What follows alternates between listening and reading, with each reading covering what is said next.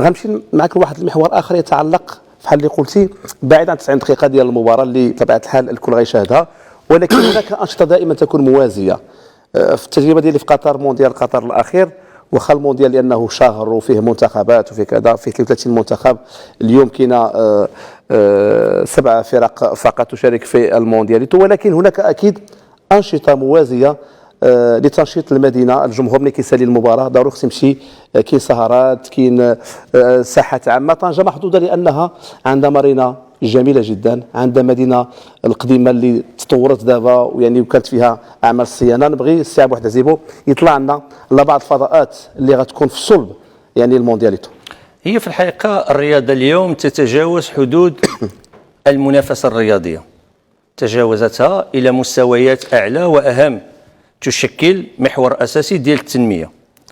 الرياضه اليوم تعطي امكانيات وفرص ابراز القدرات ديال الامم والدول على المستوى العالمي، وبالتالي تظاهره بحال هذه، بحال اللي كنا كنتكلموا على كاس العالم ديال قطر، اللي عطى واحد الاشعاع حقيقي لدوله قطر والامه العربيه بشكل عام. الرياضه يجب ان تستثمر على مستوى الاشعاع للدول، وجاتنا هذه الفرصه هذه. المفروض اننا نفكروا في انشطه موازاه مع المباريات الرياضيه.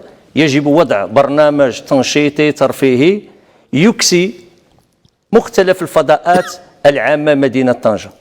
اللجنه الاقليميه المتتبعه او المهيئه لهذا النشاط التي يترأسها السيد الولي، اللي في الحقيقه كيعملوا واحد مجهود كبير على مستوى التهيئ والتتبع لابسط وادق الامور والتفاصيل المتعلقه بالتنظيم.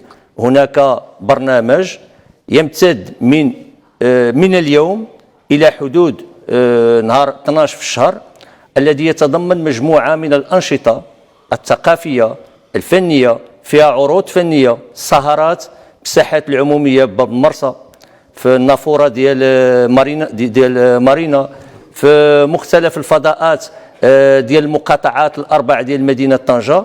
ولكن تحويل المدينه العتيقه لمدينه طنجه الى استوديو كبير تتوزع فيه الانشطه والبرامج الفنيه والثقافيه ملي تدخل من باب المرسى، ملي تدخل من باب البحر حتى توصل لباب المرسى.